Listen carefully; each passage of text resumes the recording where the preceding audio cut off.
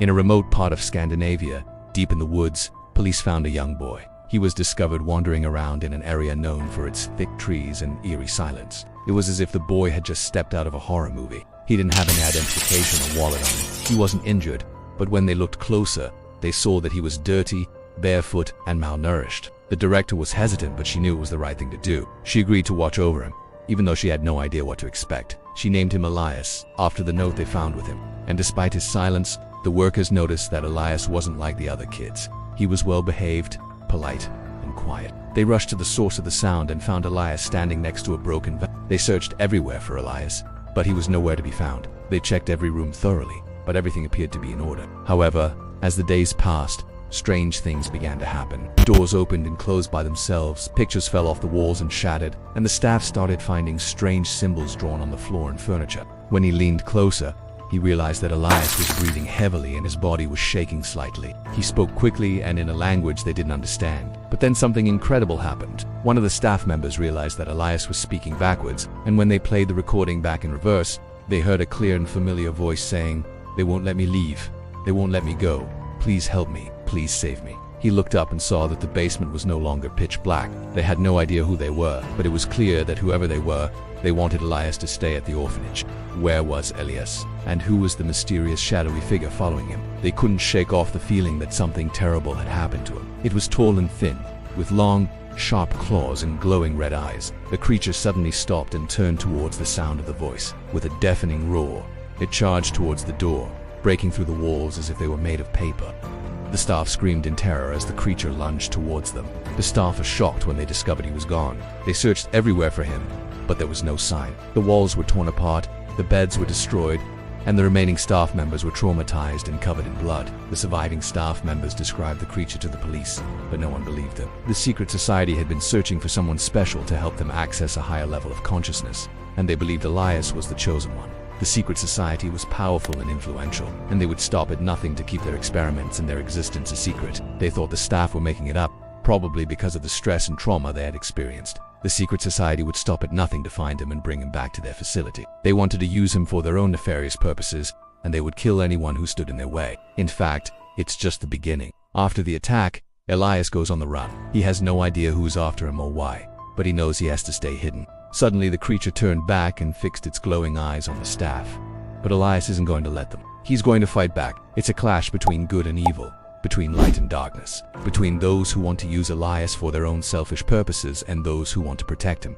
He's going to use his powers to protect himself and everyone he cares about. And don't forget to share your thoughts and theories in the comments below. We can't wait to hear what you have to say. Will he embrace his powers and become a hero? Or will he be consumed by the darkness that's trying to engulf him? Well, you'll have to stay tuned to find out. The secret society was sending a message to anyone who got in their way. They were dangerous, and they would not hesitate to use deadly force to protect their secrets. With a terrifying screech, it lunged towards them, sinking its claws into one of the staff members. They checked the surrounding areas and even notified the local police, but still there was no trace of Elias. But it's not easy. The secret society is powerful and has a lot of resources at their disposal. They have agents everywhere, and Elias can't trust anyone. After Elias escaped from the orphanage, he had stumbled upon a hidden underground facility. Powers that could save him from his enemies, but also put him in even greater danger. You see, Elias is more than just a normal human being. He's a conduit between worlds, a bridge between the physical and spiritual realms. Inside, he had discovered a secret society that had been experimenting on him for years. They had implanted him with a device that allowed him to communicate telepathically and control the minds of others. The creature pursued them, leaving a trail of blood and destruction in its wake. They ran through the halls of the orphanage, desperately trying to escape the creature, but it was too fast and too strong. In fact, the entire room was brightly lit with a faint green glow coming from the walls. They searched the area for clues, but found nothing. It was as if the creature had vanished along with Elias. Everyone stared at Elias in disbelief as he began to speak. They checked all the missing persons reports in the area, but couldn't find anyone who matched the description of the shadowy figure. They even contacted the police, but they were unable to provide any leads. The cameras had recorded Elias leaving the orphanage, but they had also captured a strange, shadowy figure following him closely. The staff were horrified. Whoever this figure was, they had been stalking Elias. They rushed to the room and found the walls covered in strange symbols, just like before. But this time, the symbols were glowing brightly and an eerie green mist was seeping out of the cracks in the wall. Just when they were about to call off the search, they heard a voice coming from inside the wall. At first they thought they were imagining things, but then the voice started speaking again. It said, "Please stop them. They're inside the walls." The staff was terrified. What did Elias mean? Was someone trapped inside the wall? He was shaking and crying, and when they asked him what happened, he pointed to the wall and started making strange movements. Concerned, the staff called the police and told them about the incident. But when they arrived, they found nothing unusual. They rushed to the room and burst through the door to find a horrifying sight. All the beds were empty and the mattresses were ripped apart, as if someone had been tearing them apart all night. But that wasn't the only discovery they made. In the corner of the room, they found a symbol similar to the ones they had seen earlier, and when they traced their fingers over it, the symbol glowed faintly. The vase was broken, yes, but there was no sign of Elias anywhere. With their hearts pounding, they followed the path and descended into the darkness of the basement. There they found Elias sitting in the center of a circle of glowing symbols. When they asked him what he was doing, he didn't respond. He just kept staring at the ground. He preferred to stay in the background, observing everything around him. When the police officers asked him his name, he didn't answer.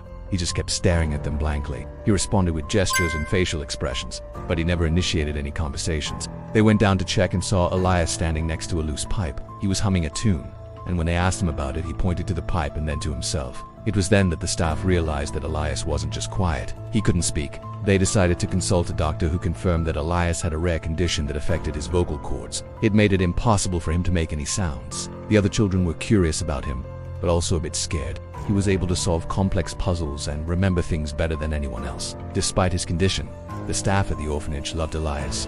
They provided him with special equipment to communicate, like picture cards and writing pads. And slowly but surely, he began to open up to them. No one knew what to say to him or how to act around him. Elias spent most of his time playing alone outside, exploring the grounds and collecting things like rocks and sticks. He seemed fascinated by nature and would spend hours just sitting and staring at the trees and flowers. There were no records of any missing children in the area, so they couldn't figure out who he was or where he came from. He eventually led them to an old abandoned cabin, but there was no one there and nothing appeared to be out of the ordinary. He also seemed to know a lot about nature and animals, but nothing about human life. On it was neatly written a single sentence: his name is Elias. Don't teach him to speak. His origins, background, or why he was hiding in the woods were unknown. And even stranger, his behavior raised more questions than it answered. Who wrote the note? Was he really mute? And most importantly, was he safe? The police couldn't take the risk of letting him wander off again, so they had only one option: take him to the nearest orphanage and hope for the best. As they looked at the note, the boy walked away, stopping by a television set and staring at his own reflection. He turned around and looked at the officers with an emotionless expression. But when they got closer, they saw something shocking. In his eyes, it was clear that he understood everything. He wasn't mute, he was pretending. That moment changed everything. It was like he'd been living in the forest for years, although he didn't seem wild or dangerous. He wasn't carrying any weapons, but he also didn't appear to be afraid of humans. He seemed calm and quiet. So the cops brought him back to the station. They gave him food and new clothes, but he still didn't speak a word. It was like he didn't know any language. It felt like they had a real mystery on their hands. And this wasn't just any case. This boy was different. He was special. How could anyone live in the woods without talking? It was odd, confusing, and concerning. This was far from normal. The only clue they had was a small piece of paper that he wouldn't let go of. After all, the police wanted to help him, but how could they do that without knowing anything about him? When they arrived at the orphanage, they explained the situation and asked if they could take care of him. Even though he didn't talk, it was clear that he understood what others said to him. One day, while the staff was preparing dinner, they heard a strange noise coming from the basement. But there was something else. The doctor also found that Elias's mind was incredibly sharp. One night, however, everything changed. It was a dark and stormy night when the staff heard a loud crash coming from one of the rooms. As the minutes passed, the staff grew increasingly worried. The next morning, the staff returned to the orphanage shaken by the night's events. One night, the staff heard screams coming from one of the bedrooms. As they investigated further, they realized that the symbols were connected and formed a path leading to the basement. Suddenly, one of the staff members noticed something strange. It wasn't the same soft voice they were used to. It was raspy and distorted, as if coming from another world. From that moment on, the staff knew they had to protect Elias. One night, however, Elias managed to escape. A few days later, one of the staff members was reviewing the security footage when they saw something shocking. Determined to uncover the truth, the staff began investigating. As the days passed, the staff became increasingly worried. Then one night the staff were awoken to the sound of screaming coming from Elias's old room. As they watched in disbelief, the mist took on a humanoid shape and emerged from the wall. Just then, a voice echoed through the room. It was Elias, but it wasn't his usual voice. It was distorted and demonic. The staff huddled together, paralyzed with fear. They had no idea what the creature was or what Elias was planning. The staff screamed and scattered, running for their lives. In the end, only a few survived the creature's attack, and when the police arrived at the scene, they found the orphanage in ruins, and what was supposed to be the biggest mystery of the case, Elias was nowhere to be found. As the town mourned the loss of the innocent victims, the police began their investigation. But the truth was much darker than anyone could have imagined. But Elias was more than just a test subject. He was the key to unlocking the secrets of the universe itself. Of course, this was all happening in the shadows, hidden from the eyes of the public. So when the creature attacked the orphanage, it wasn't just a random act of violence, it was a warning. And now that Elias was free, the hunt was on. Now, you might be wondering what happens next. Well, let me tell you, it gets even crazier. The story doesn't end with the attack on the orphanage. He travels from place to place, trying to stay one step ahead of his pursuers. As he's on the run, Elias begins to develop powers that he didn't know he had. And those who seek to control him want to use his powers for their own evil purposes. And let me tell you, the battle that ensues is epic. But in the end, it's up to Elias to decide his own fate. Subscribe to our channel and hit the bell icon so you never miss an episode. Now, if you want to continue the adventure, check out these other creepy pastas that are sure to give you nightmares.